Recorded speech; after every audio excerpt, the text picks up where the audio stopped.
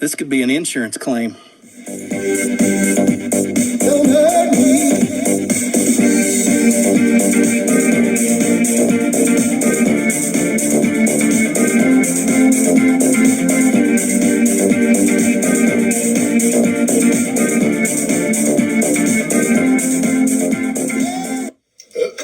Forgot one. 1 Adam 12, 1 Adam 12. Preacher, you got your ears on, preacher? Do you hook up your 3 Toyotas and chain them to my vehicle so I can rip out your transmissions and turn them into pea and carrot stew? And your drivetrains too. Don't ever put an F250 up against a Toyota, because I'll rip out your transmission and make pea and carrot stew. All right.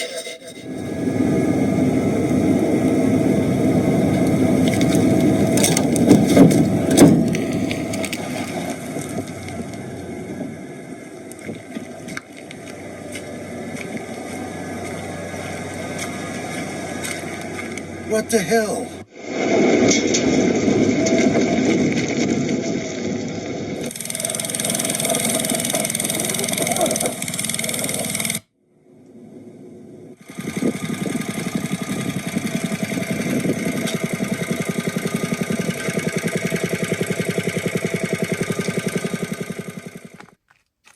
Hello, this is Uncle Jim, and I never realized I had tilt steering wheel. After all these years, this is a one owner. I bought it from a one owner who special ordered it. It's an F250 4x4, 4-speed with overdrive, 4-wheel drive, monster. It'll tow anything. It'll tow your house. 460 engine, big boy. And anyway, I need to replace the ignition bar, which is notorious on these. If you have a late 80s to 92, they have an ignition bar that goes from the key all the way down to start the engine. And I'll show you how you get around that if you have a problem. But anyway, I never noticed I had tilt steering. And I should have read the manual. The original owner, I got all the paperwork when he special ordered it from Oregon to Washington, the way he wanted it. This is a Lariat. It's got air conditioning, everything. And it should have had tilt steering. And I was like, what the hell? And so I finally figured once I go to replace the bar, I need a certain bar for either tilt or regular. And I never known. So on the 80s to 92, there's a little groove right here for your blinkers. All right. And all you got to do is push it forward and you got full tilt steering. And I never knew that. I always left it where it was. Never read the manuals or all the paperwork that came with the truck from the old guy I bought it from, and I named the truck after him. So I'm super happy to report I have tilt steering. And we have taken this 16-hour drives back and forth hauling crap when we moved here from Washington to Utah. And this would have came in handy when I was getting sleepy, after 16 hours. I could just tilt the bar down and take a nap while I'm driving. Anyway, I am stoked about that. So, this thing, I think they made the best cruise control ever. If you've ever been moving here, we have to go over 3 or 4 really high mountain passes, really steep. It's it's a brutal drive, and then we were fully loaded every time.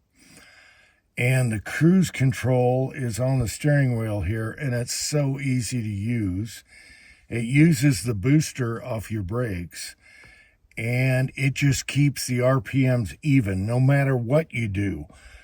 You're going up a steep mountain climb, fully loaded. It just the same RPMs. I've never seen anything like it. If you've driven in other vehicles, it's going to rev up and rev down. No, this kept the same RPM, total power the whole time. Best cruise control ever. But now I am just giddy about this. I never knew I could tilt my wheel. On an old, this is a 1990 F250 460 4x4, built for hauling, and it's got the trailer package and all that stuff. Stick and manual 4x4, as you can see down there.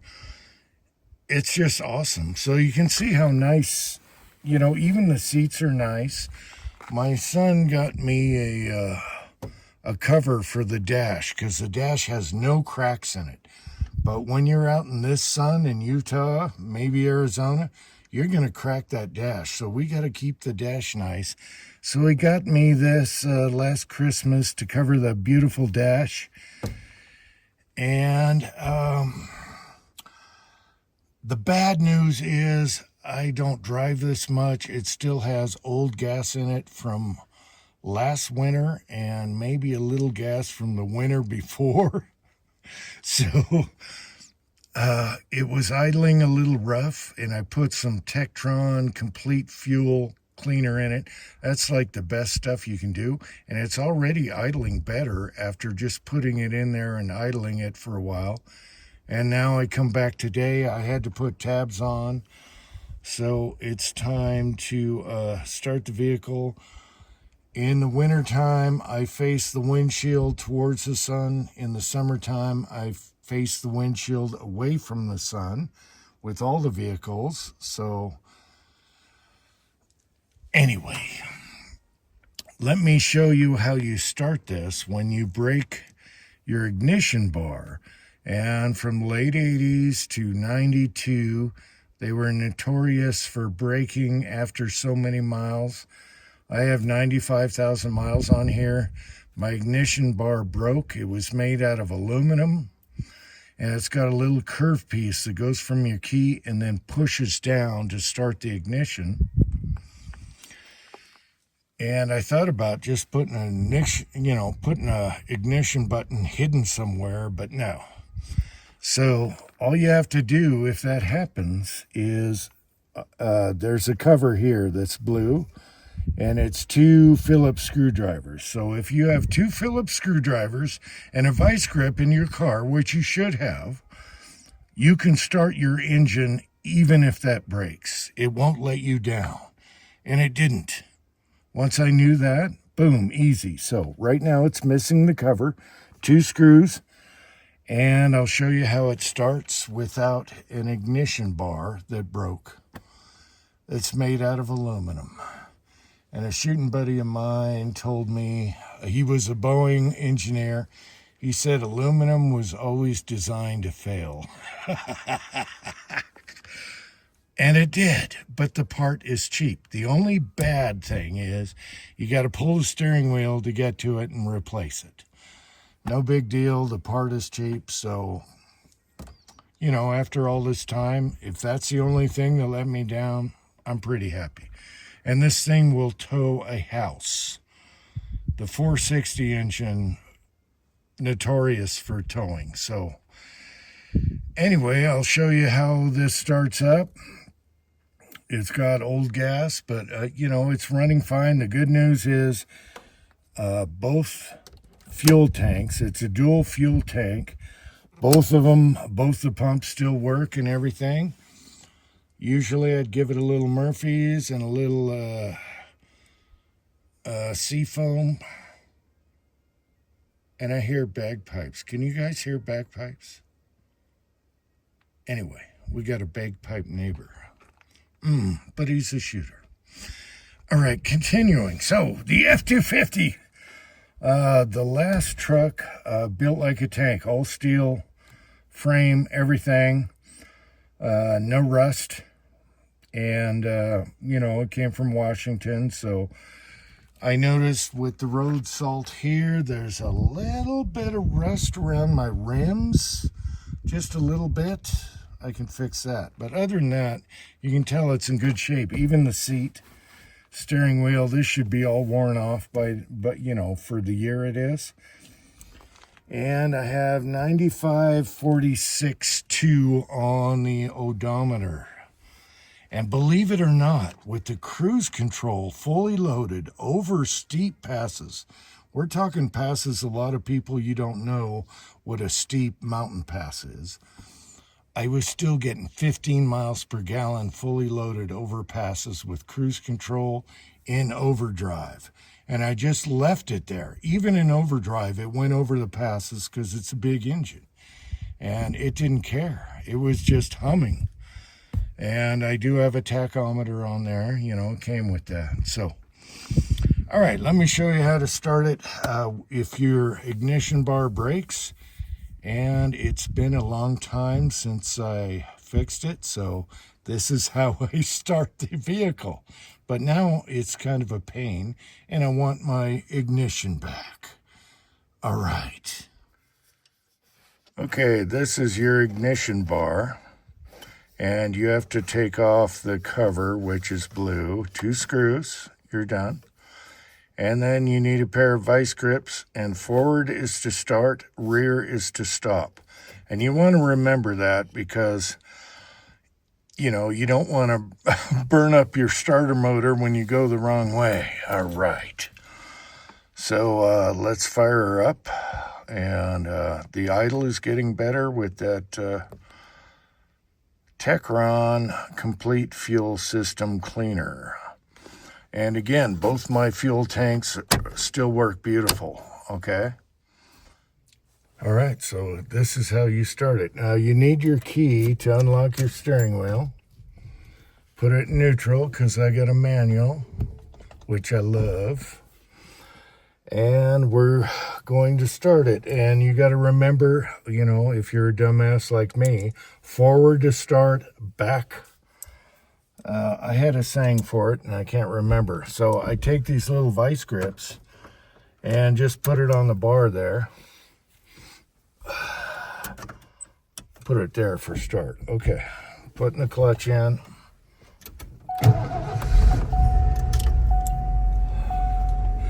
And there you go. That's all there is to it. So if you're ever let down by a broken bar, which for me lasted 95,000 miles, it's been 2 years. I've been starting it this way for 2 years. You think I should just fix it. Steering wheel puller, take the bit out, replace the part. The part is cheap. Everything Ford is common and cheap, so there we go. And let me press the gas. So my other tank is getting low, and what I need to do now, it's idling a lot better with that Tektron. All I did was put it in both tanks, idled it for a while, but I need to go on the freeway and blow it out. It's got fuel injectors, and it's actually getting better. So both tanks still work. And there we go. And we have a deluxe. Look at that. We have a deluxe original tape set player. Now, what I really love about these is the heat cranks like hell. Same with the air conditioning, but the heat cranks like hell. I mean, this thing will burn you in the car. The heat is so good. The radio still works great. And then up above, we have our radio in case things get really bad. Breaker 19, breaker 19. So anyway, it's time to take care of the truck. Go give it a tune-up, fix it up, get rid of the old gas, blow it out on the freeway, which has been a long time. The buttons on here are really easy to use, and this is a 1990, and I'm very happy with it. my son says, we've been on long trips together. My son says the seats are like driving in a couch. It is so easy. Same with my GMC van, Safari van. Very comfortable. Some of the Japanese seats, they hurt your back. You could drive all day with these, and you got a mid-console here, armrest, where you can hide your pistols. So there you go. I had to add cup holders. There you go. Cup holders. Adjustable. Okay, so they're totally adjustable, and that's something that Ford needed. So I just put them up under the seat, screwed them there, and you can get these adjustable cup holders and just boom, any cup, any tattoo. All right, and I love this overdrive. It's a good truck. Okay, it's an old truck, but a good truck. It's not going to run and drive so comfy like the new trucks. However, there's nothing really to go wrong on them. They're pretty simple.